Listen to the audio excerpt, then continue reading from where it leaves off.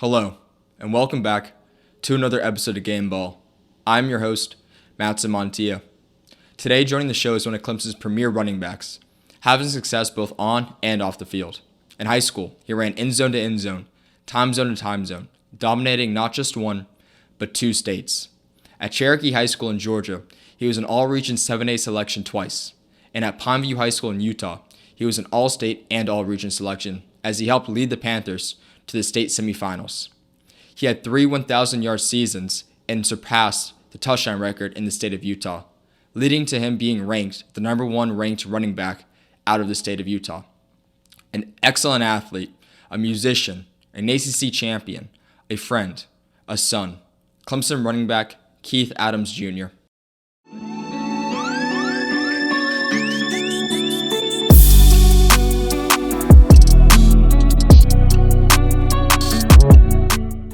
I'll start off with a basic question, then we can dive into everything later. Football. When did you start playing it? Why'd you fall in love with it? Well, I started off playing flag football when I was 4 years old, and I honestly had no idea what I was doing. And then tackle football, I started at 5. I was a lineman. I still had no clue what was going on. I didn't really know anything about football. I think I started taking it seriously when I got into the 5th grade, and that's when I started playing running back. I watched all these great football players like Marshawn Lynch and all them. I want to run the ball and score touchdowns. But my dad really wanted me to be a linebacker, but I told him, I was like, hey, I'm a running back, and he didn't realize I was going to be a running back until high school. And he was so convinced that I was a linebacker for the longest, and I just proved him wrong. So I'm the first one in the family to be on the offensive side. Yeah, I noticed that. Yeah. There's a reason why he wanted you to be a linebacker, right? Yeah. He was a linebacker, Clemson, and then NFL. When you played lineman, were you offense or defense? I was an offensive lineman. I think I was number 71 or something like that. So you never tried defense? Not once? No. You just tried away from I played running back and linebacker until high school. So I played both sides. So you got a taste of it. You know what it was like. Yeah. I was definitely a better running back though, because I just feel like I didn't really get the defensive part. I was never really good at defense. Although I did start getting into watching defensive players. One of my favorite players for the longest was actually Von Miller. Oh, really? And I watched him a lot because my favorite team is the Broncos. So when we won the Super Bowl, that was a big thing for me. But we played my junior year of high school. They wanted to try me out of defense, and I didn't practice defense at all. I just went straight in the game. It was against Rome High School. A couple of my teammates now went there. And my first play, I got a sack, and it was the coolest thing ever. And then the second play, I got a pressure for incompletion. I just kept getting back there. And I only had 3 different rush moves, so they kind of caught on eventually. But I was too fast for the tackles, so I ended up doing that for 2 more games. And then we started getting into the playoffs. They wanted me getting hurt from playing a position that I don't even play. So, what could have been though, right? Yeah, you gotta tell Coach Sweeney, have you play both sides of the ball now? Hey, they actually wanted to try that, but they never really. They said they were going to, but they didn't do it. But we'll see. Yeah, hey, you never know. I remember talking to Marcus, did an interview with him, Dixon. And he was like, yeah, I said to Dabo, play me at DN. So I feel like everyone wants to play the other side of the ball, but never materializes. Mm-hmm. So you mentioned it, family line, it was kind of in your blood to want to play football, right? You could say, because your grandfather was success, your dad had a lot of success. But to reach the level of college and pro, you have to fall in love with the sport. I feel like you can't just see I'm good at it, or my parents want me to do it. So was there a point in time where it clicked for you and you're obviously when you're 3, you're just playing for fun, but where you're I want to take this serious? Yeah. I started. My dad always took it serious. When I was in 5th grade, he took it so serious. I was just I took it serious, obviously, but I wasn't as serious as I was until I got to high school. High school is when I started to okay, yeah, now I gotta hone in on everything, focus up, start high school the right way with my grades so I don't, fall behind later on. So, you know, it was just I wanted to start recruiting early. Obviously, that didn't happen. Until, I didn't get my first offer until my sophomore year of high school. But I didn't start playing varsity until I think like the second last regular season game. I had a really bad hip flexor injury when I got to Cherokee, and it kind of derailed me from like playing at my full potential. I knew I could, play over anybody, but it was just that was kind of holding me back. And my coaches, like when I got there, because I didn't go to a middle school that was feeding into Cherokee. I just came there and I was just a new kid, and everybody was like hype. Like my coach was hyping me up as soon as I got there. It was like, we got this big old running back coming from, because I used to live in Texas in middle school, so I came back to Georgia, and he was hyping me up and everything. And then once I started playing, my hip flexor started, hurting, and everybody was like, "Oh, this dude's trash, whatever." So I'm over here telling everybody, I'm like, "Hey, it's my hip," and nobody's listening to me. So then I started getting like rehab on my hip and everything, and then I just started. I remember I started balling out like out of nowhere, playing freshman. Then I played JV. Ended up killing it there. The JV and freshman team was doing pretty bad, and I guess I started playing, and then we started winning. That's not to like brag or anything. I'm just saying you just kept progressing. You knew what you were doing. Right. And then they were like, I think we need to start like playing on varsity. So they pulled me up to varsity against one of like the best teams in Georgia. We ended up playing Walton. And I was scared out of my mind. I was like, oh, my God, I'm a little freshman. I was like 180 pounds at the time, so I was nowhere near the size I am now. But I played like my first ever carry. I got like a first down. I was like, oh, my gosh, this is crazy. You can do it, right? Yeah, I was like, It just had it was always confidence for me. Mm-hmm. That's always what it was. So once I got that confidence, I felt unstoppable. No looking back. Yeah. And then that second game was the overtime game, right? Yes. How you did your research. Mm-hmm. Okay. Tell me about that. Yeah. So, man, this is crazy. This is my first time starting a game. Because the Walton game I didn't start. I just got in. And then this is when I started. So I had a couple good runs. I ended up scoring my first touchdown. Everybody's cheering. He's a freshman. And I'm like, all right. But, I always, try to stay humble. Don't let everything get to my head. So we end up this is against Lassiter. This is the last game of the season. And they were a pretty good team at the time. We ended up going into overtime. It was a really good game. And I remember like it was yesterday. We're like, I want to say like 3 or 4 yards out. My right guard Garrison, he's like, follow me. He just like, follow me. I'm like, all right, I got you. He's a senior. I'm a little freshman. I'm like, okay, I got you.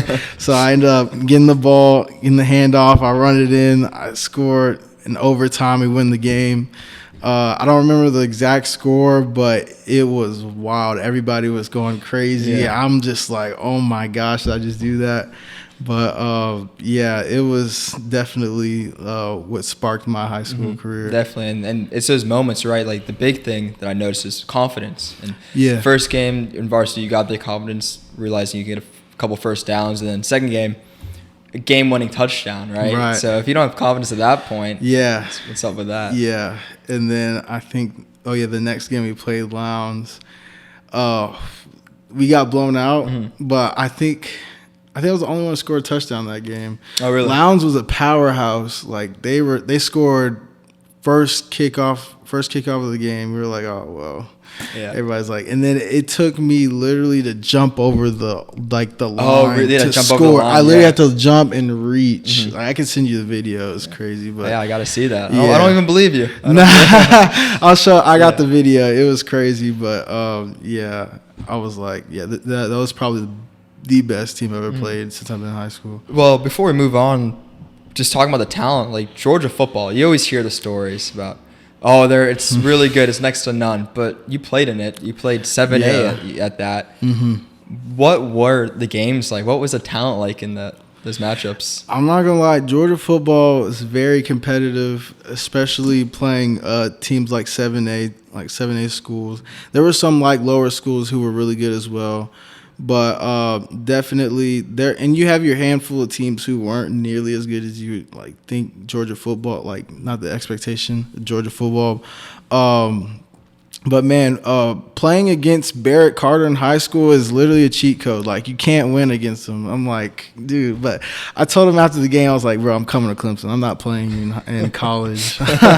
So he could tell you that. He held me to probably about 6 yards. I think that game. That was a playoff game, right? That was a playoff game. Yeah. Was it first? I think it was. Could have been second. No, it was first. It was first round. I think it was first round. That was my junior year. That he literally was the whole team. I think he scored about 4 touchdowns, had like 2 sacks. Was everywhere. Did he play both sides of the ball? Yeah, he was their quarterback. Barrett Carter played quarterback. Wildcat the whole game. No way. The whole game. So he just took off and ran? Yeah, just took off and ran the ball the whole game. It played defense too. I was like, bro, I didn't even know who Barrett Carter was before that week we were like playing them. Everybody was, and I was confident at the time. I had no fear in anybody, but my team was like freaking out. They're like, oh my gosh, Barrett Carter. That was any time we played like a good player. I didn't really care. Yeah. But that's what I feel like that kind of held me back because I can only do as much as my offensive line can do. So I was just like, man, well. Yeah. Hey, in all fairness, he is a pretty good player, right? He's a great player. Worthy to be kind of scared of. Yeah. He's a great player. No, he's doing well, and I guess he's coming back now for 4th season. That's good news, right? Excited about that. Yeah. Yeah, that Gwinnett game though. I mean, 6 yards. Dude, I had more receiving yards that game. Okay, because I would say like statistically speaking, you were a tank in high school. Oh you're putting up numbers. Mm-hmm. And they knew that. I think that's what their game plan was. He told me that was what their game plan. Just stop the run. And the field was like muddy. Our receivers kept slipping, so we couldn't get passes off either. It was just a disaster. Yeah, another Clemson player you played. Playoffs, Westlake, right? Was Nate Wiggins on that team at that point in time? Nate, yeah. No, it was Avion. Nate wasn't on that team yet. Nate was off by then. Nate was off that team. I thought he was for the longest, but he proved me wrong. So I'm sorry, Nate, if you're watching. I'm sorry. Avion was on that team. He was a freshman at the time. He keeps reminding me how he stuck me that play, and I didn't know it was him, but it was. So that was probably the hardest hit I've ever taken in high school. And that by Avion? Yeah, Avion. The small Avion. Like freshman, that's what I said. Yeah, I'm like small little Avion, little freshman Avion. I'm running a wheel route. But to be fair, I was vulnerable. I didn't see him. I'm running a wheel route. My quarterback throws up the wheel route. I'm looking back like this. And Avion's like, I didn't see him.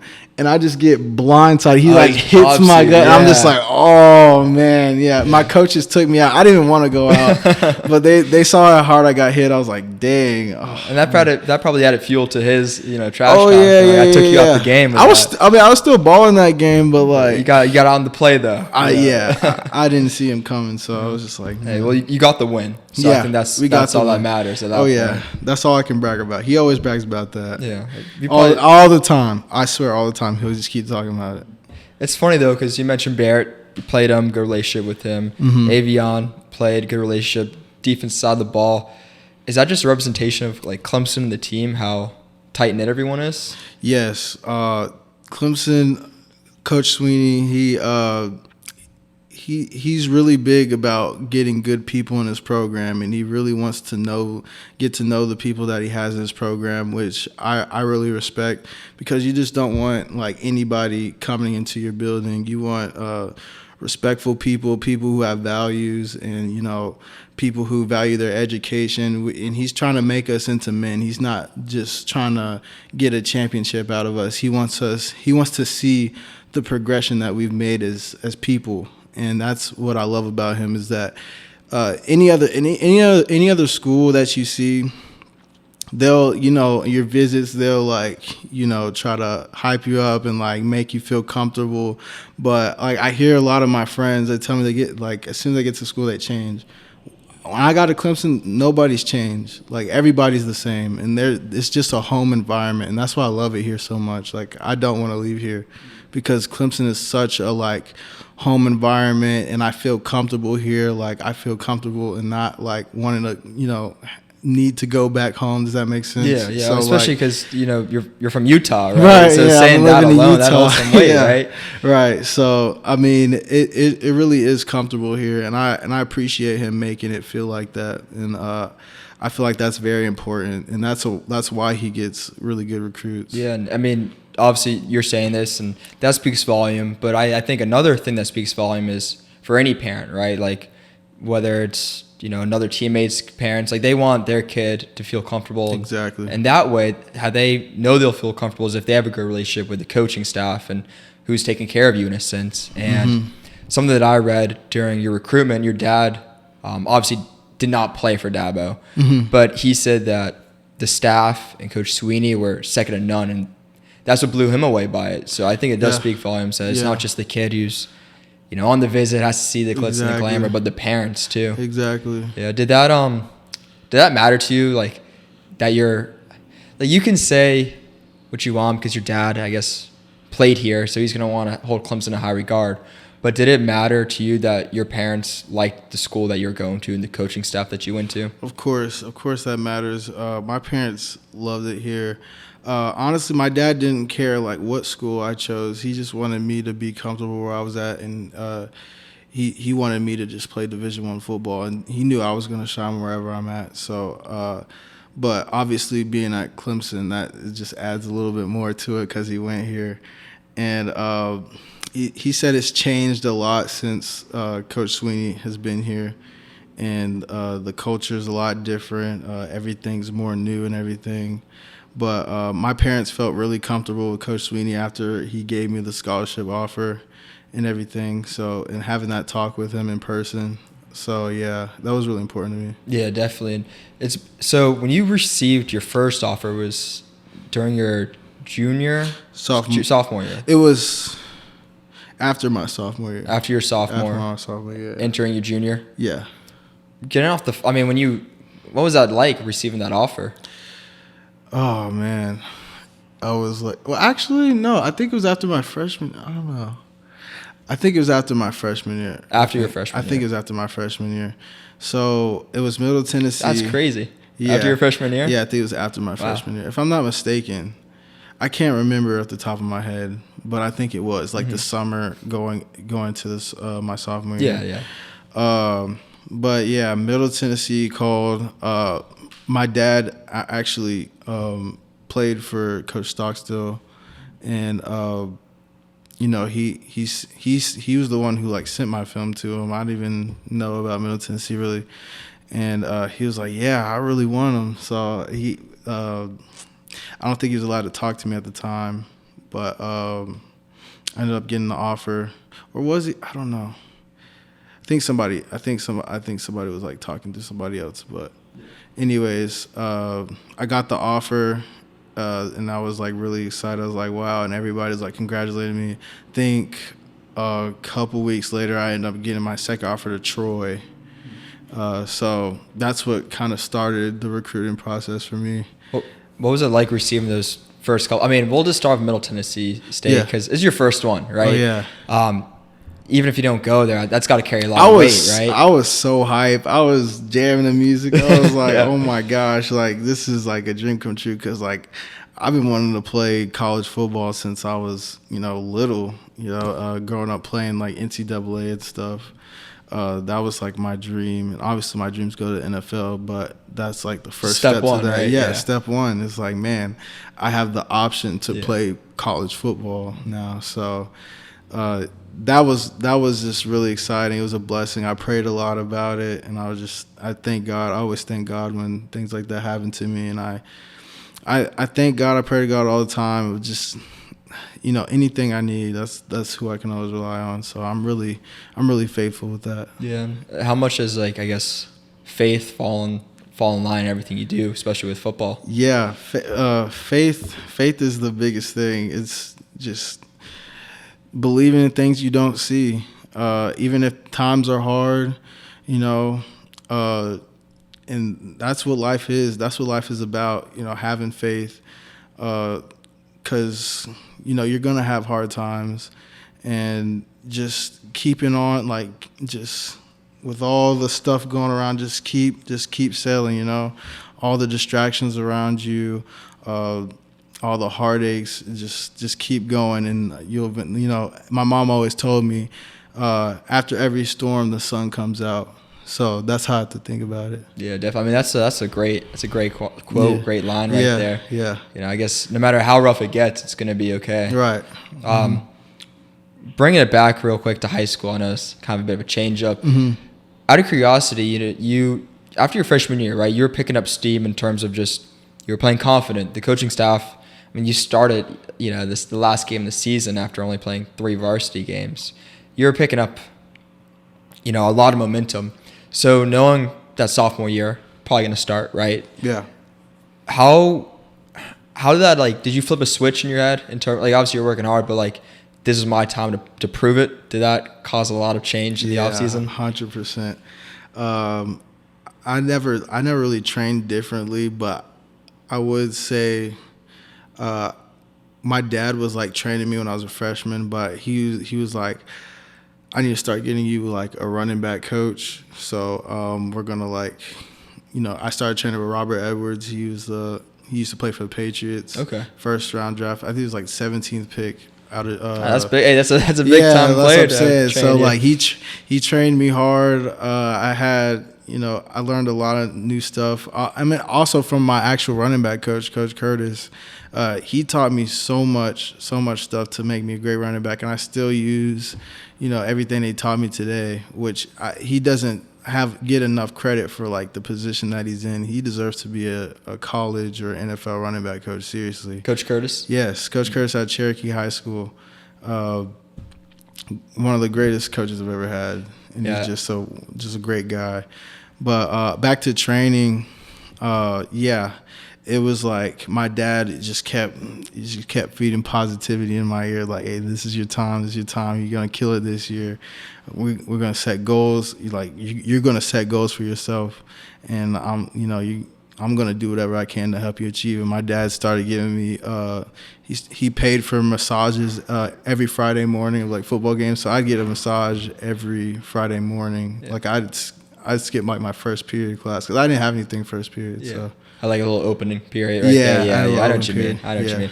Well, that's big time right there. It was, and that's that probably helped you a lot having your parents' support too. Hey, this is your goal. You like it? We're gonna help you. That's the reason why I'm here. My parents' support. I would not be here without my parents' support, because there's a lot of times where I just fell down, but they just picked me right back up, because that's just the people they are, and that's why I'm so positive all the time, because of my parents. Yeah, definitely. I mean, it plays a big role. Family, right? Mm-hmm. Family helps you through everything. For sure.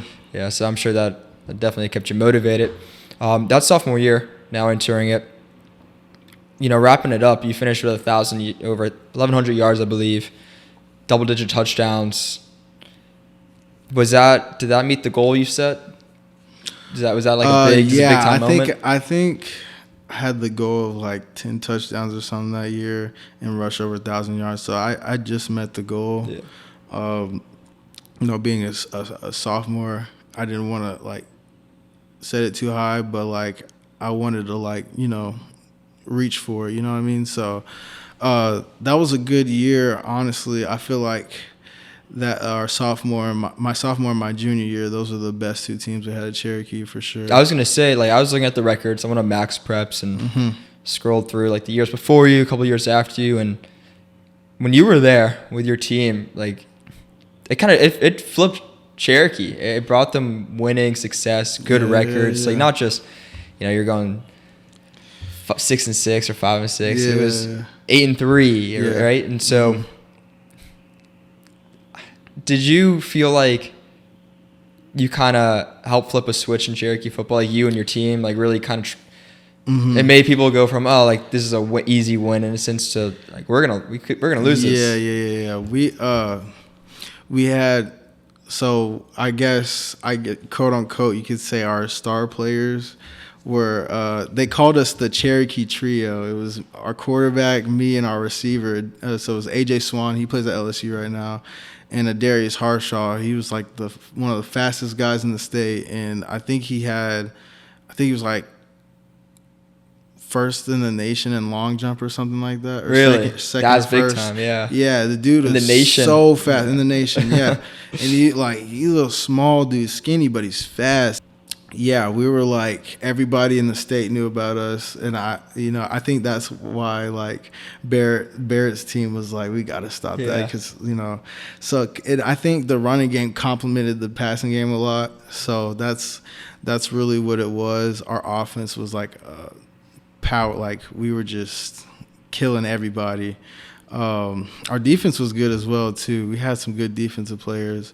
I had 2 tackles who were really good. We had a lot of good players those years, but yeah, most definitely that group was definitely probably one of the best groups. We had some other guys before I came to Cherokee, like Montrell Washington or Britton Brown. They're both in the NFL right now. Montrell was a receiver, and Britton Brown. So Montrell plays for the Chiefs. He just won a Super Bowl. Hey, congrats! Yeah. Congrats if you're watching. Yeah. Big time. Yeah, shout out Montrell, and then Britton plays for the Raiders. So, yeah, those were I guess you could say the 2 guys at Cherokee that were kind of there before you. Before success. my time, before our time, yeah. Yes, I like that. You said the Cherokee Trio. Cherokee Trio. That's like what they called us. I like that. AJ Spawn, you brought him up. Great quarterback. Yeah, right? I feel a lot of people. Yeah, one of the best quarterbacks I've ever seen. Yeah. Vanderbilt and now at LSU, like you said. Right. What was it like playing with him, being around him? Yeah, AJ's my guy. We were like. We got really close once we started playing together. He didn't start playing until our sophomore year, so he's our starting quarterback sophomore year. They kind of wanted to like develop him. Our quarterback ended up switching the receiver. But yeah, AJ, we have a tight friendship to this day. We were just talking a couple days ago about how we're gonna play each other next year, LSU versus Clemson. So I'm always gonna be competitive with him. That's one of my great friends. I've always been close to AJ, and it's my guy. Mm-hmm. Yeah, and I'm sure the 3 of you too with Spawn. It must have been, since you're all so like elite players, you must have just kept pushing each other, right, to be better. Yeah. Every day. Yeah. Really. Did that peer pressure is not the right word, but having other greats around you that motivates you to want to play even harder? Because it's one thing if your dad, your coach tells you, but when your friend is like, hey, like, go out there and do the extra work, did that push you a little bit harder? Exactly. Yeah, we'd always used to go out and do extra work after practice or on our own time and stuff, because we just wanted to be that great. And we, like, everybody knew we were going to go to college. We just didn't know where at the time. So we wanted to make that impact, and that kind of helped build Cherokee's what's the word? Not brand, but like they got noticed more, if that makes sense. Yeah. So we just wanted to prove people wrong, prove people right, that because some people were haters, some people knew that we were gonna make it. So we were just hard workers, and we just had that mentality, Mm-hmm. So after you got done with Cherokee, or like you ended up moving to Utah. Yeah. You get there, last year of high school, right? You're a senior. Before we dive into the whole football aspect, what was it like going from, again, one time zone to another, right? And just having to just adapt to like being at a new state for a year, right? That must have been crazy. Yeah, it was wild. I had surgery after my junior year of high school. So when I went to St. George, I was like on crutches. Yeah, it was your meniscus? It's my meniscus, yeah. I tore my meniscus. I went out there. Like, we just looked around to like see how it was. Because we never been out there. and it was so breathtaking. I was like, whoa, I feel like I'm on another planet. Like, because I've never been to like desert with mountains like that before. And like the air, you can breathe Felt better. fresh. Yeah, like it's different. It's so different out there. Like if anybody has never been out to the West, I definitely recommend it. But being out there, it's so hot in the summer. Like you feel like you're in an oven. Like I think one time we practiced in like 120 degrees. And that's crazy. Yeah, that's not good, man. But not good. That's the reason why they allow that is because the humidity is not as high as it is here. Okay. It's just dry heat. So that's the reason. So you can like, I don't understand. You have to get adapted to breathing there when it's like hot. But like when it's regular, you can breathe perfectly fine. Okay. Yeah, but definitely great views. The scenery is amazing. I lived like right in front of a canyon, so my backyard was a canyon. Dude. Really, that's nice. It was awesome. Like, and the people there are so nice. Everybody there is like Mormon, so like their government is based off the Mormon religion. Oh, really? Yeah, I didn't know that. And everybody's just so nice to you. They're like, hey, and they don't question, like, because. Like, I'm gonna be honest, I'm like one of 10 African Americans there, so it's not a lot of us there. And but a good thing is like it was a little diverse because of the amount of Polynesians that were there. There's a lot of Polynesians that live out there, but and nobody's like rude. Everybody's so kind to you. They just welcome you. Yeah, that's just how they are. So that's what I loved about it. Out there. That's good. I mean, it definitely must have been a bit of a shock at first though when you first got there. And most definitely career season, like unreal season. Oh yeah. I don't even remember the numbers. I just know you had a ton of touchdowns and a lot of yards. So what was that like? The beginning of the season, so we got an offensive coordinator who he was the head coach. He used to be the head coach at BYU, and he was the offensive coordinator for the Bears a while back, and he was literally a pass-heavy offensive coordinator, and I don't think he realized he had a running back too. I'm like, bro, when you have speedsters though, I had twins. I had 2 receiving touchdowns my first game. I've never had like just receiving touchdowns. You just pass the ball all the time. Once our 2 receivers got hurt, he started running the ball. I'm like, well, look at that. So I started getting like a whole bunch of rushing touchdowns, and and you got to realize the kind of offensive line we have too. Like these guys are blocking up to the safeties. Mm-hmm. Nobody, you know what I mean? So they're pushing. That's what I'm saying. Like with a running back, it's like the blind side video where he's just moving 100 yards. Yeah, mauling people. I technically call him a center. He kind of played every position. His name's Peter. He's at BYU as well, and he was a freaking beast. Like he's awesome. I'm really good. He's one of my best friends right now to this day. Mm-hmm. But it was a process. He kind of figured it out. I think my head coach kind of like mentioned that to him, like, hey, you got a running back. You can run the ball too. So I think I had like 10 rushing, like 10 carries rushing the first 2 games. Like combined? That's I was like, bro.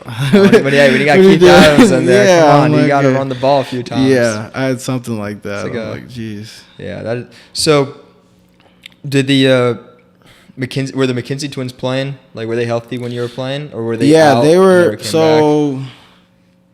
Because that must have been a dynamic offense if they were playing. They were. It was awesome. We were launching it down the field. The Pineview Trio. Pineview Trio. There you go. Yeah. So Marcus was more of a DB, and Dominique was a safety, and then they both played receiver. I think Dominique got hurt the 4th game. I think they both got hurt around, probably the same game, or one of them did. I can't remember. It was somewhere early in the season, and then like it was the longest like time. Then Marcus comes back for the playoffs, I believe, and then Dominique comes back for our last playoff game. but we still lost. Yeah, I mean, it was tragic. Good. I mean, it was still a good season. Went to the semis. Yeah, upset some teams. There was so much stuff that that must have been a good playoff run. Yeah. It was fun. What was the difference between like Utah football and Georgia football? Okay, I get this question a lot. So I will say that Georgia football is obviously really good. Utah-wise, you have very good players. Not a lot of people think Utah football is good over here. They just think it's all soft and everything. Literally, there's so many like great offensive linemen that come out of Utah. So many great players that come out of Utah, but like Oregon, BYU, Utah, all the Western teams take all those players. So nobody knows about them. That's what I'm saying. Like they're all going to those schools. It's just that everybody's so focused on the East. But there's really good players that come out of Utah. And it was really good competition. Like it wasn't like really any different from Georgia, if I'm being honest. I mean, obviously you have some positions who are like, it's whatever. But that was the same in Georgia too. Yeah. So it's not like it was a really big difference for me. But like Penei Sewell, you know what I mean? Like he played in the same region that I played. Oh, in. really? Yeah. Damn. So that's what I mean. Like that's a big time. You know what I mean? Right, like he's like what is it, second, third pick or something like that? Yeah. I mean, all pro. Literally Lions, from Utah. so That's what I'm trying to tell people. Yeah. Was it different in terms of, I guess, play style at all? Like I don't know, maybe Georgia. I don't know the comparisons, but you could say like Georgia, for example, is more physical and Utah is more explosive, or vice versa. I don't know like what a good example would be. Okay, Georgia has better skill players. Utah has better linemen. Okay, there we go. You answered. Utah it. has better linemen. Okay. I'll say that. Yeah. All right, so that must have been bad on you, right? Because I mean, it worked out. You had great numbers, but strong defensive lines to go against. That must have been a pain. Yeah. They had some really. We had a really. I can't even remember the dude's name, but he was really, really good. I don't know where he went. And then we went against this freshman. This dude's a freshman, and I think he had like offers from like Florida and other schools and stuff like this. This dude is ginormous, the biggest freshman I've ever seen. All the linemen are like Samoan. Samoans are huge people. They eat all the time. I've never met so many people who eat so much. Like Samoans like have 12 stomachs, dude. I'm so serious. And they try to feed me all the time. I'm like, I'm full. I'm sorry. Yeah. They just keep eating. I'm like, man, that's why they're so big. I was gonna say, it pays. You look at any, like they're all in the NFL. Yeah, they're jacked. huge. Like, they eat, but their toned. Like, their genetics are weird. I don't understand it, but like. It's weird. Yeah, it works out. If it ain't broke, don't fix it. Just keep on eating. Yeah, for sure. Before we dive into Clemson, I want to talk a little bit more about recruitment. We spoke about Mental NC State, Clemson, but you're still weighing other schools. You got offers from other schools. Your Final Four were what? Clemson, Air Force, Marshall, South Florida. Marshall, yeah. What was like the difference? Like how did Clemson really separate themselves from those other three? Well, obviously, I want the best opportunity to get to the NFL. I had 23 offers, I believe. Yeah, and then that's a lot. Yeah, and I had to narrow it down. So, here's a good story. So my junior high school, I played Roswell, and I get a great shirt offer from Clemson. And that's when the coaching staff was different. And then so Coach Sweeney, like, I guess they were like following me or something like that. They see that I'm doing the same thing in Utah when I leave Georgia. They say that like it's consistent. And Coach Sweeney's like, I need you to come here for like an official visit. He ends up giving me a scholarship offer, like a full ride scholarship offer. So it was like really late actually. Like I was probably the last one to get a scholarship at Clemson. So it was a blessing. That's why I stayed faithful. I stayed so faithful in the whole process. And it came up at the right time. I think it was really good for me to get it late, so I wouldn't, lift the foot off the gas. Lift my foot up, or not even that. It's just, I have a Clemson offer. all these other schools are going to come. Let me start looking at. Maybe God was telling me, hey, this is the right time. This is the time you need to get it because this is the school. Oh, sorry. This is the school that you should go to. Yeah. So that's why I'm glad it happened at that time. And you got that on your OV there? Yeah. Yeah. I mean, receiving that in person. That must have been an awesome moment, right? Mm-hmm. Did Sweeney offer that to you, or was it one of the position coaches? He brought me and my family to his office, and he was just talking about like how impressed he was with me, like since he's seen me, because I've been going to Coach Sweeney's camp since 3rd grade, so he's known me for so long, yeah. And he's just seeing me get better and better and better and better. And he's just like, man, like seeing you do the same thing in Georgia and do it in Utah, 2 different places with totally 2 different teams, like that's impressive. So he's like, he's just telling me how tough I am and all this stuff. And he was like, I want to tell you that you earned the scholarship offer. So it was a blessing. Yeah, and your whole family was there in that moment too? Yeah. Gosh, that room must have been electric, Yeah, right? My mom was crying and everything, and my dad was really happy. Yeah. Just all hugging me and everything. It was just awesome. Yeah, that's really neat. So having Coach Sweeney known you in a sense since 3rd grade, or you just going to Clemson a lot, was that like a childhood dream almost, where it's like I've known this program since 3rd grade, like been on the field, camps. Was that like a big like full circle moment for you? Yeah, honestly, like if I'm being honest, I've always been a Michigan fan. I was like a really big Michigan fan growing up. Why is that?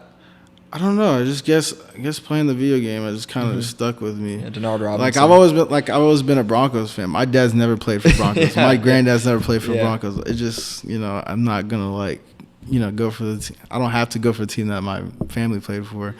But yeah, I mean, Clemson's always been a big school to me too, just because I've been there so much, and obviously like that was one of my top options to go to.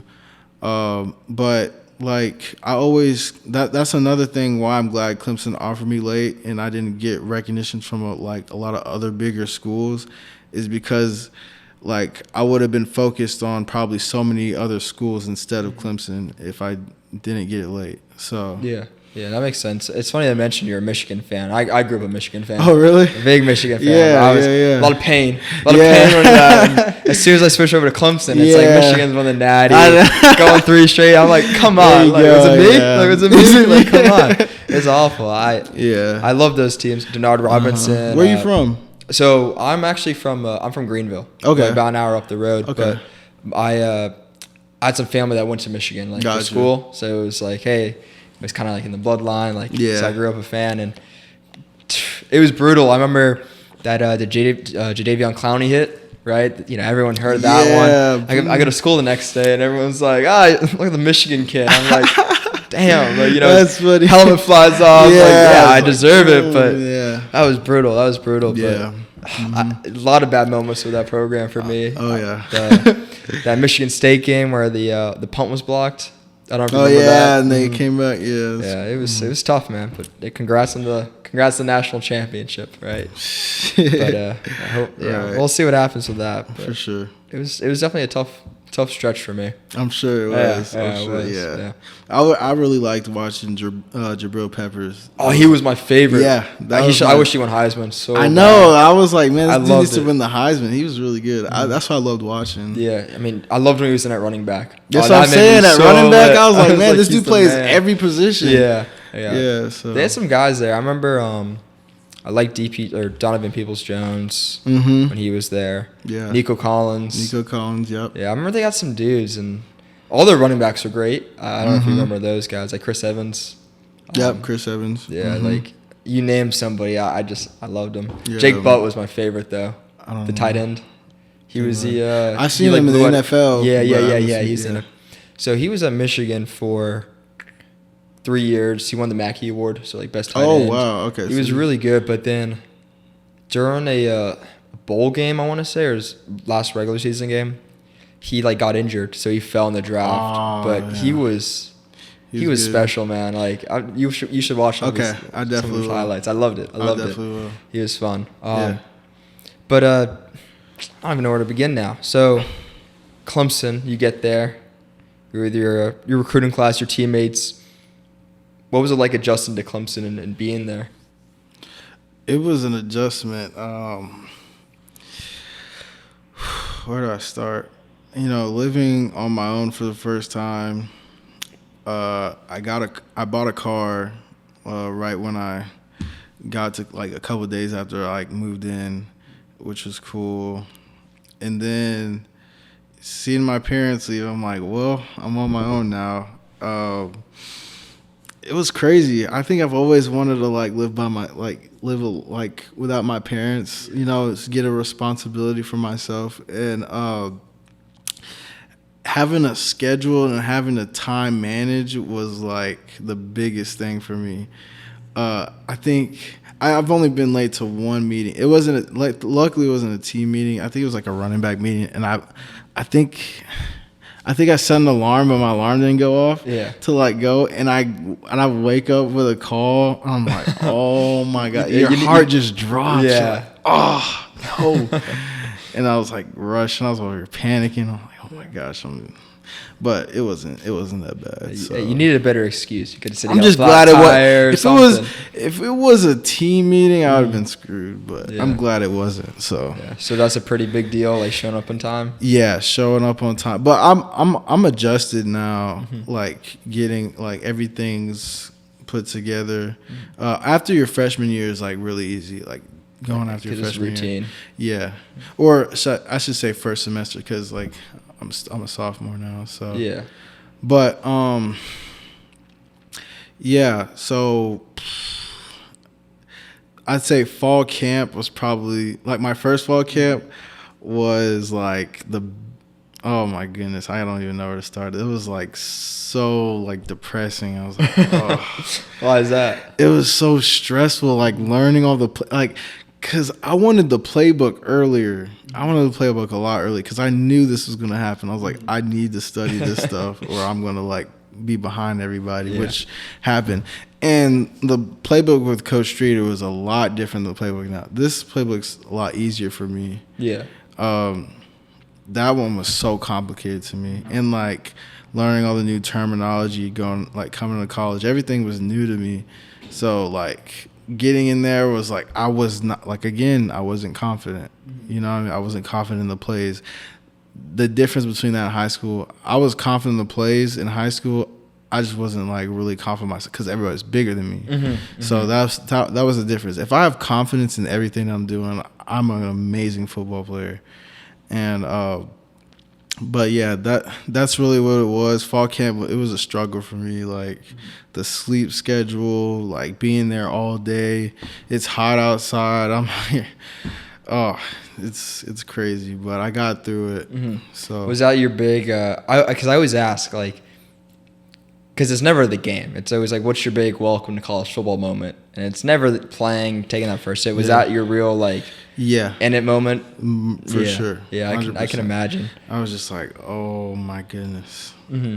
Yeah. Yeah. It was bad. And then, I mean, your whole routine changes too in terms of, I bet like weightlifting was a lot different. Nutrition was a lot different, right? Did that all change? For sure.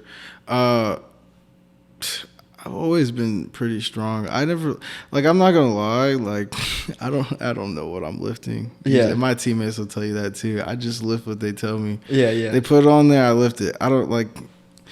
They'll tell me it's like a lower number than what it is. I'm like, okay, and I'll just lift it up. They're like, oh my gosh. My dad tells me I'm strong as an ox. It's really genetics, honestly. I really don't like lifting, if I'm being honest. Really? I don't. I really You don't like being on the field more. I like being on the field more, but I'm just so naturally strong. It's just like, I do it because I have to. Subtle flex. Yeah. I saw a video. I'm sure you can do more. I know you don't keep track of the numbers, but you squatted like 615 for a couple. Oh, 605. 605. Yeah. Okay. Yeah. What was that like? I can't even imagine. I saw that bar and I saw there was just more and more. Yeah. It was huge. Squatting 605, that was pretty cool. I definitely can squat more than that. Okay. But it was like I was supposed to he wanted me to do 3. I was like, I was like, I'm not doing 3. But like I think that's where I'm gonna stop. I'm not gonna try to go. I'm not trying to tear my knees. Yeah, there's no need to do. There's no need to. I'm not trying to. I don't need to show out or anything. They just ended up recording it, so I was like, whatever. But yeah, it's a lot of fun doing that, like breaking a record or something like that. Because I think that was a squatting record for like skill position. Oh, really? Yeah. Oh, congrats on that, man. Yeah, appreciate it. So when you came to Clemson these past 2 seasons, running back room was great, and I'm sure that helps you a lot because you have 2 like future NFL running backs to learn from in Will Shipley and Phil Maffa. What was it like being around those 2 and learning from them and just being around them? Yeah, I'll start with Will. Will is a amazing leader. He's always going to be tough on you, but he shows it out of love. Like, he's a loving guy, but he's always going to be like, pushing you, and I want to say in an aggressive way. And that's just the type of leadership he has. Because not all leaders are going to be the same. Some people lead differently. Like Phil is more like, hey, he's a soft-spoken dude. Phil's one of the nicest people I've ever met in my life. But Will, like, he will get the most out of you, and that's what I appreciate about him, because he wanted the best for me. And he wanted to make sure, like, the time that he was here, like, hey, I want you to continue this running back legacy. I want you to, like, after all the great running backs that came out of Clemson, I want you to be one of those as well as me. So I really appreciate him, like, caring about that. And because not everybody gets that. A lot of people in other programs are probably like, I'm not gonna teach this kid this or like help him with this, but he helped me a lot with a lot of things. Yeah. So I appreciate that. And with Phil's just, he's a chill dude. He's not really, but he's a great leader as well. He's always like, he's just not as aggressive as Will. Phil's just more like, hey, did you do this? Or like, hey, because he's like I'm telling you, that he represents his parents well, because I can tell how his parents raised him through him, because he's just such a like nice person. Like anybody will tell you, Phil Maffa was the nicest person. Good guy, Phil. Great guy. It's like you're a football player. Like a lot of football players, a lot of people like think football players is aggressive people. Phil is just like a wholesome person, So, and that's what I love about him. I can keep going on and on about him, but like one of the greatest people you will ever meet. Trust me. Yeah, and then that must make you like want to, for both of them, right? They're obviously great, but knowing that they're both good people makes you want to be around them even more, right? And absorb that information, and have them be a leader in a sense. Have them they're there longer than you have been, right? So yeah, what's it like watching Shipley play? He's going to the NFL, right? And doing the draft. So proud of him. Yeah, I'm so happy for him. What's he like as a player now? Because we know he's a good leader, he's a good person, but as a player, what's he like? Ship's determined. He's always determined. He's a very great competitor. He's always competing against people. He always wants to be the first in everything. Like, I don't think I've ever seen Ship not be the first person, like in a run or something. He's always in front of everybody. And that's like his mindset. He has like a mindset of like, I'm not gonna lose to this person, Then that's what he told me. He's like I'm gonna compete against you, but I'm not losing to you. That's what he tell you. Straight up. Yeah, he's like straight up with you. He's like, I'm not gonna lose. And that's what's different about him and everybody else. And that's what's gonna, carry him in the league, is his mentality, because that goes a long way, and coaches recognize that, and that's why I think he got so much respect, because he had a different mindset than everybody. He's like, I'm not gonna lose to you. I don't care how big you are. I don't care like how fast you are. That's just how he is, and that's what's gonna make him a great player in the league. Yeah, it's that motor and that confidence. Yeah, you need those two things. Yeah, you speak about it. I think any athlete would, or honestly, like no matter your profession or what you do, you need to have a drive and be confident in what you're doing. So I think that does speak volumes. Being coached by CJ Spiller, Clemson great, NFL legend, top 10 pick. Like, he's got all the accolades. Mm-hmm. What's it like being coached by him, and how have you grown under him? And Coach Spiller is also one of the greatest coaches I've ever had, obviously because of the knowledge he has from being at the highest level.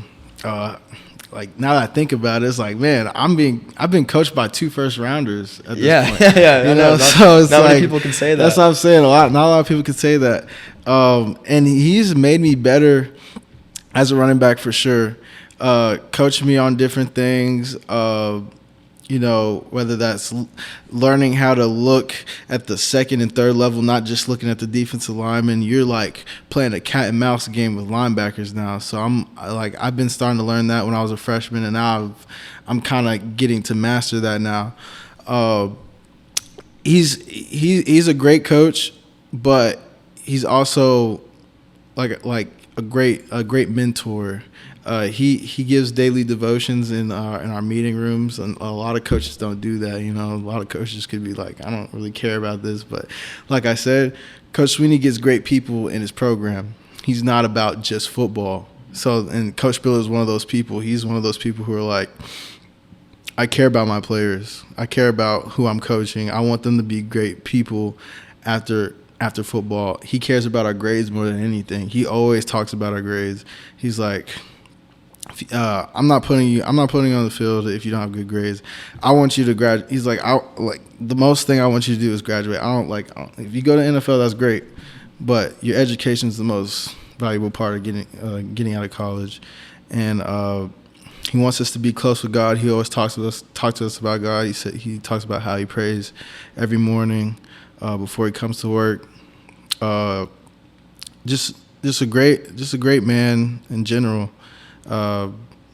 Coach Sweeney, like I said, Coach Sweeney just brings in great people in his program, and that's what he talks about, like how he wanted to build a program before he was even a head coach. He's like, because when he was a coach at Alabama and he was a coach here, when he wasn't a head coach, he looked at how the program was. He looked at what he wanted to keep and what he wanted differently, and I think that was one of the biggest parts that he wanted differently. Yeah, just bringing in good people, not just somebody that knows ball. Yeah.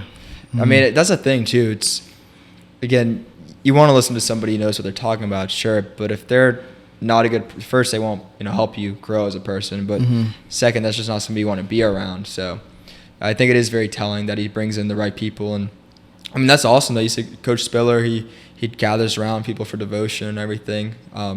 That does speak volumes about the program itself. Mm-hmm. Got a few more questions for you. My first one, generic. I ask everybody this. Your first game action was against Louisiana Tech, right? Was that your first game you played in? I believe, yeah. Yeah. Just being on the field for your first college football game, like on the field, what was that like for you? I was very nervous. Yeah. Because in that offense, I didn't really know a lot. I'm not going to lie. I was just like, okay, let's just call these run plays. I'll be good. So, yeah, that's all I did. He called run plays. I've never had a negative play since I've been in college. Hey, congrats. Yeah. Keep that up. Or game-wise. Practice is a little different. But, yeah, game-wise, I have not had a negative play. I'm always determined to, I'm just going to keep pushing forward. I always, my running back coach, Coach Curtis at Cherokee, he always taught me, keep my shoulder square, run with a forward lean. And like I said, I just kept that up throughout, playing through high school and college, just always listening to what he said. And I haven't fumbled since my junior year of high school. I only fumbled twice in high school. Damn. And he was so hard on me about ball security. Yeah. So hard. He's the hardest. And that's why I really haven't fumbled since then. Hey, since I've been in college, I take that. It's a big deal. Yeah. I really take that seriously because, if you lose the ball, you can't do nothing about it. You know, you can't. If you lose, the other team takes the ball, it's pointless. So you always keep that ball in your hand. You always got another play to go. Mm-hmm. Definitely. Another question I got. Sorry, just lost it. No, I have to go find that question real quick. gosh. Well, here's another. I got another good one for you. Mm-hmm. I got another layup, but you got 2 years under your belt at Clemson. You got a big third year coming. A lot of changes going on with the team. Like, what are your personal goals, like this off season and then for the coming season?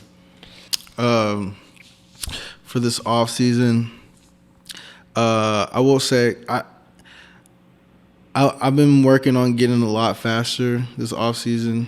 I've been training myself to get faster, and my teammates told me I've gotten faster since we started playing in practice. For this season, I want to just score as many touchdowns as I can. Honestly, I'm not gonna limit myself to reach this amount of touchdowns. I just want to see what I can do. This is my first season that I'm gonna actually be playing, so that's what I'm shooting for. Goal is to not fumble. Obviously, that's another big one. Yeah, just keep that going, and just stay focused. Don't let the distractions come my way. Just tunnel vision, and stay the course, stay calm, and help this team any way I can. Honestly, and make a name for myself. I want people to know that, like, hey, Keith Adams Jr. is here. Yeah. So I like that. This time next year, everybody will know my name. Yeah, and when they do, don't forget about this. Yeah, all right? You got to come back. I got you. Yeah, I got you. Something I saw that I thought was pretty cool. You have a tiger tattoo, right, on your forearm? Yeah. What inspired that? Is it because you came to Clemson? Yeah, it's literally just because I came to Clemson. I was just like, I need some animals. I literally have three different cats on two. I have a tiger. Okay. And I have a cat right here. There's a cat looking at his reflection. It sees itself as a tiger. Then I have the tiger eyes. Oh, so you're all in. I'm a tiger person, but that was really the motivation. I'm coming to Clemson. That's going to be part of me forever. I'm a Clemson athlete. I'm a Clemson football player, so I can't really take that away. So that's why I got it, because it's actually meaningful. Do you have like other tattoos, or is it? Yeah, I have 5. Okay. So the one that I told you about, and then I have. Here, I'll just pull it up. It's a little ashy, probably. Hey, it's the season, man. Yeah, I have my dad's NFL jersey when he played for the Eagles, and my granddad's NFL jersey when he played for the Patriots. Yeah. You got a blank for yourself on there? I feel like this is a little narcissistic, so I'm probably gonna hold. I might. If I do, it'll just be when I go to NFL, and I'll have to like do something with that team first. Yeah. Once you retire, you'll figure that out. Yeah, maybe. We'll see. Yeah, we'll see. I know what you mean. That's probably not a little narcissistic. I don't want to be like, all your jersey numbers. You know what I mean? So yeah. I get that. Mm-hmm. I get that. Bringing up that lineage again, I know we touched on it. What was it like having them around to just kind of lend you the rope, like hand you the ropes now? It's like, hey, it's your turn. Yeah. I'll start with my granddad. My granddad was my best friend. I got close with him like right before he passed away. So I don't know how old I was. I don't want to say the wrong age, but it was one summer. I decided, I was like, all right, I barely talked to my granddad. Let me like spend the summer with him. So I ended up staying with him like for like probably like a month or two during the summer. And I got really, really close with him. We started doing everything together. I found out, like, I learned so much about him that I didn't know. Dude watched the same cartoons I watch. I was like, what? Like we can literally, like, I'm over here talking to my grandfather about Amazing World of Gumball. You know what I mean? Like, he's telling me everything about it. I'm like, wow, this is crazy. So like he was a silly guy.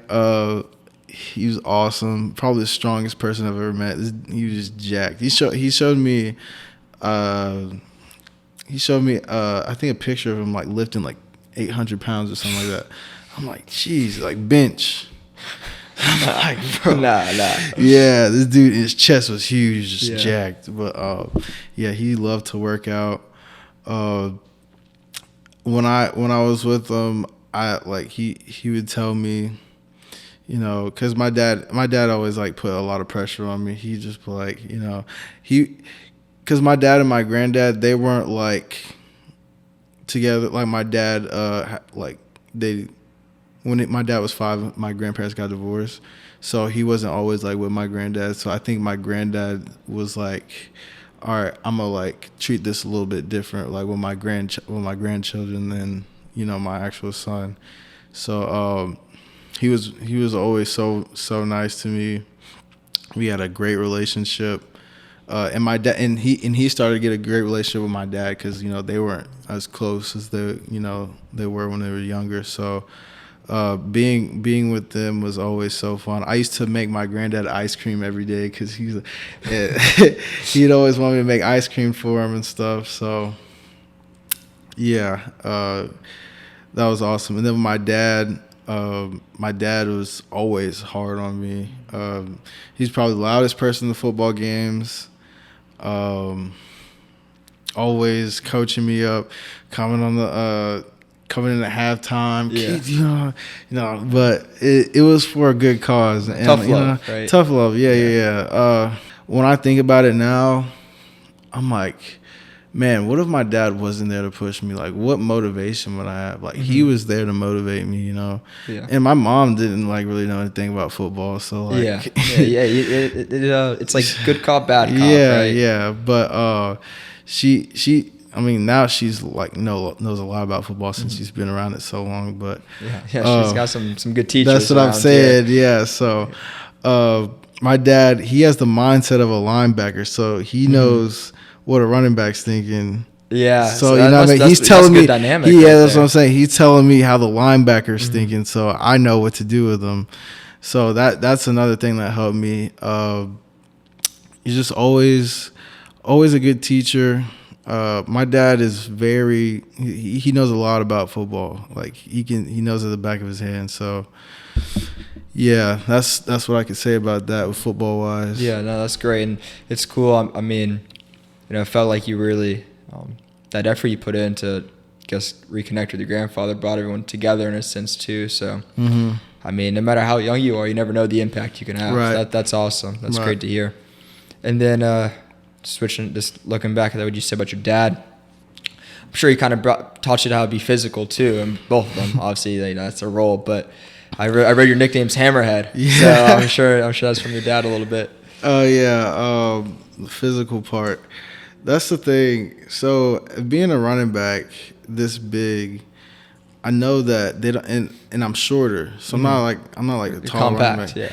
And they don't like to get like, they don't understand. I get really, really low, and with all this power, I just bounce right off of you. So, and I know they don't like to hit that. I know they don't, because I was a linebacker. I hated that. That's another thing about being so like shorter and more compact, because I'm like 215 pounds, and I'm like, I want to say I'm 5'10". 6 foot then, right? Yeah, say 6 foot. Yeah, I'm 6 foot. I'm right here with you, I'm man. 6 foot. I'm right 6 foot. Yeah. I'm 6 foot. Okay.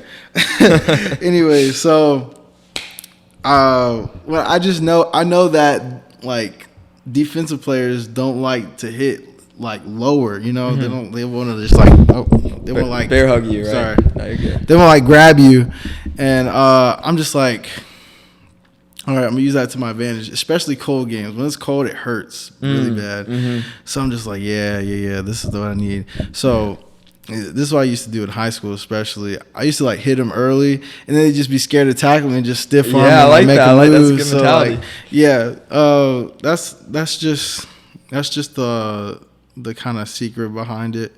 But my teammates always tell me like, bro, you're so hard to tackle. Like, I hate it. But I'm also working on my game and not just being a one-dimensional player. I'm starting to be more elusive. I've been stretching a lot more so I can feel more elusive and stuff, and not as like compact and tight and taking care of my body. I feel great. So you gotta do some yoga. Oh yeah, that's good. I gotta for you do right it there. all. I gotta do it all. Yeah, it's good to add more elements to your game that makes you a harder running back, and you can't teach physical. So if you already have that, then it's like you're golden. Oh yeah. And that running back room, that's physical right there. Yeah. I mean, because of 1-2, it's gonna be you and Phil. Yeah. That's. I do not want to be a linebacker. I know. Man. Yeah. I feel bad too. Yeah. I would feel bad too. Yeah, that's brutal. Next season opener, Georgia. I mean, you're from there. That's got to mean something to you, right? Heck yeah, it does. Yeah. I have so many friends who are Georgia fans. I know I've actually went to school with a couple of those players. I went to elementary school with Chaz Chambliss. Oh, really? He's boys with Kevin Swint. I don't know if you were. Yeah, because they all went to Carrollton. Yeah. So I used to live in Carrollton. Oh, really? Yeah. Okay, so that was your zone for there. Yeah. Beforehand? Well, so I used to live in Carrollton when I was like in elementary school because I went to elementary school with them. Okay, and then you went to Texas. Yeah, I went to Texas and I came back to Georgia. Okay. Yeah. Okay, so you're so when I was traveled. So this is another thing. When I was in Texas, I went to school with Julian Humphrey, their cornerback. Okay. So I know two UGA players, and they're both on defense. So yeah, I get to play them. Yeah. I didn't think about that. Yeah, it's awesome. That's gonna hold some weight though. That game right there. Oh, I'm so excited. I gotta you don't understand. Yeah. I gotta prove so many people wrong, but that's not my motivation. I just want to do it. Yeah, we want to know every week, right? Yeah. I mean, that's a big game. I remember the first go round. Obviously, it wasn't the result that Clemson won it, 10-3. Defensive game, but this is gonna be a huge game for just you could Clemson, Georgia, but for the whole all of college football. Like, this is a big game. All eyes on you. Oh yeah. So many eyes. That's why I love it. Yeah. I want everybody to be watching. Yeah. I mean, that's what night games are for, right? If it's a night, that means it's prime time. Exactly. When it's prime time, you gotta come out. You gotta come out firing. So you're a musician, right? I saw that's something you work on the side. I listened to a few of your songs. I did. They're pretty good. So what led to you want to pursue music? I guess on the side. I mean, right now you're obviously pretty busy. Yeah. So obviously, I make music. So way back in Cherokee, it's my junior high school. I see one of my teammates. He's like looking at guitar lessons on his phone, like on YouTube, and I'm like, "Yo, you want to play guitar?" He's like, "Yeah." I'm trying to start making music and stuff. I'm like, okay. So a year later, I see on his story, he drops a song on Apple Music and Spotify. I'm like, okay, let me just listen to this. There's no way it's good. It was really, really good. And I was like, whoa, that's cool. Cause I listen to songs and I'm like, man, I could make a song better than this. So I see his little brother also started making music. I'm like, yo. And his little brother was amazing. This dude is 14. I'm like, no way this kid is making music this good. So I'm like, bro, let's make a song together. So he's like, heck yeah, let's make a song. So in the summer, we ended up recording a song. It was hard at first because it was my first time recording. But I got the hang of it, and I was, now I feel like I'm a professional with it. But the way we record it, we just record it in parts, part by part by part, and it kind of just accumulates into a big song. And it's really it's one of my favorite things to do now. I really enjoy doing it. And I'm also working on an album right now, and the title of my album is going to be EGOT, meaning Emmy, Grammy, Oscar, and Tony. I like that. So a lot of people, I like that. So a lot of people don't know this. I also want to be an actor. Okay. So I want to do 3 different things: football player, song artist, acting. that's I want to do it all. The reason behind it, my mom always told me, do what you want to do. Don't limit yourself to one thing. People are gonna think of me as a football player. A lot of football players don't make music or act. I want to do all three. Yeah. So if I'm good at all three of those, by the way, I used to take acting classes in high school. I went to Alliance Theater after every football game. Really? Yeah. So I'm not like Really? bull crapping. Yeah. But yeah. So like I said, I'm not gonna limit myself to one thing. I'm gonna like present the world all my talents that I have that God's given me. I think I'm a really good artist. I'm like working on my singing. I'm working on my rap and everything. I got some good stuff. I got about I think 13 songs that I'm working on right now. But yeah, and it's also a message behind it. You like if you listen to the album, you'll see. It's just gonna be inspiring to like other people. Like, hey, like I'm doing. Don't limit yourself to one thing. Don't let anybody tell you what you can't do, and keep away the distractions. Keep the closest people to you. Keep your support system in a small circle. Don't always keep all those outsiders in your small circle, because that's where all the distractions come. And I just want to send a positive message, especially to the younger people growing up. And hopefully, as I build my brand, I can build that influence for young kids to listen to me. Yeah, and that's awesome. And it sounds like you have the right intentions for it too. Oh yeah, it's like for you sure. said, inspiring and I'm not doing this for your no goals, reason. your dreams. Yeah, that's awesome. And I always talk to everybody I know. It's like I like music that has a message or like a real story behind it, because I don't know, like maybe I don't listen to the song fully, like maybe there's a hidden message or a hidden story, but I feel like a lot of songs, there's all this stuff that people just say to say, right? And I'm like, that's cool and all. Like, I like the beats, I'll listen to it or something. Yeah. But it's like I want like another layer to it. So I mean, and that's what it sounds like. This album is going to have. I have some songs that are just strictly for people to like jam out to. Yeah, you need those. You need those. That's what I'm saying. Like, I want the people to enjoy it. You want to be well rounded. Yeah. Another thing, it's not just gonna be like strictly one genre of music. I'm making all different kinds of music. Okay, like what? Like what genres? I'm literally gonna try to make a country song. Really? I'm so country serious. Keith. Yeah. Okay. I'm literally gonna try to do everything possible: dance music, rap, singing, R&B. Yeah, all that stuff. Have you tried country out? I have not even tried it yet. I'm trying to find somebody who can make a country beat or play the guitar or something, record it. I can probably get my producer to do that. He's 15 years old now. He can probably make a beat. Yeah. And then I have an actual producer who makes my beats as well. He lives in Clemson. Yeah. Much, so, you need to make it a song with Huckabee. Is that we plan on making a song? Yeah. Okay. Yeah. All right. Me and him have been talking about it. We're gonna make one. Okay. Yeah. I like that. It's gonna hit. It's gonna hit. A lot of people are gonna love it. So next season you're gonna sing the national anthem. Is that what you're doing? No. No, you're not there yet. Not there yet. No, I'm not singing the national anthem. I don't have the voice like Blackman, but it's subtle. Yeah, he's good, man. He's awesome. I heard he's awesome. He's gonna release an album, I believe, too, or a song. Yeah, song. He's releasing a song soon. Yeah. All right, that's a good guy to link up with. Oh yeah, that's for perfect. Sure, that's perfect. Yeah. So Keith, I got actually 2 questions. My last one, that's like a real one. I've always been curious about this. You see Clemson football, you name somebody who's like famous, a comedian, actor, anybody. I swear they're somehow at a Clemson practice, right? Coming, doing a talk with you guys.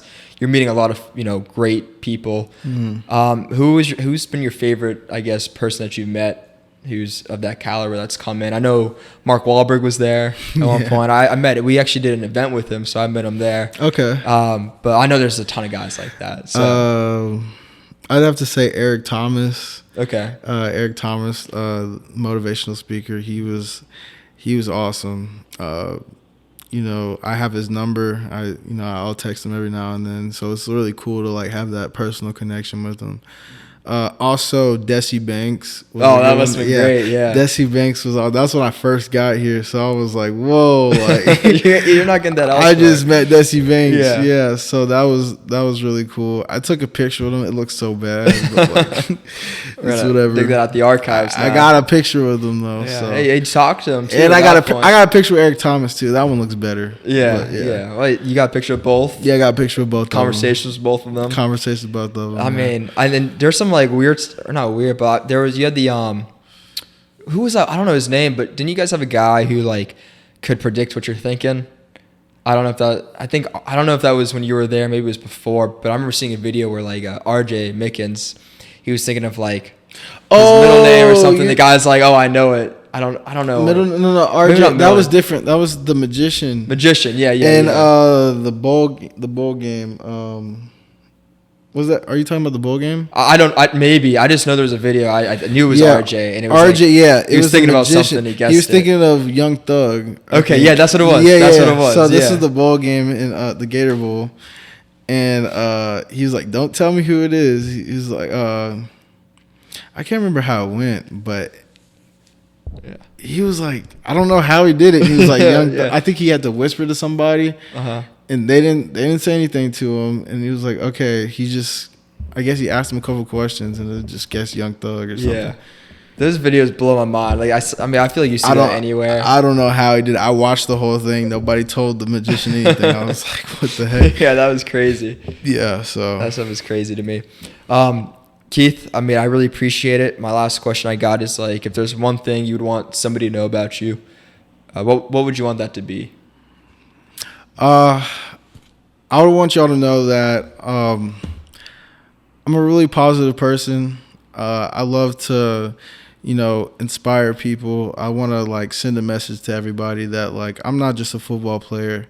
I'm a genuine person. Like I'm a human being just like everybody else, and I have a background.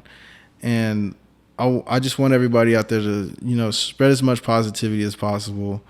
Love one another, because there's so much going on in this world that we don't see. God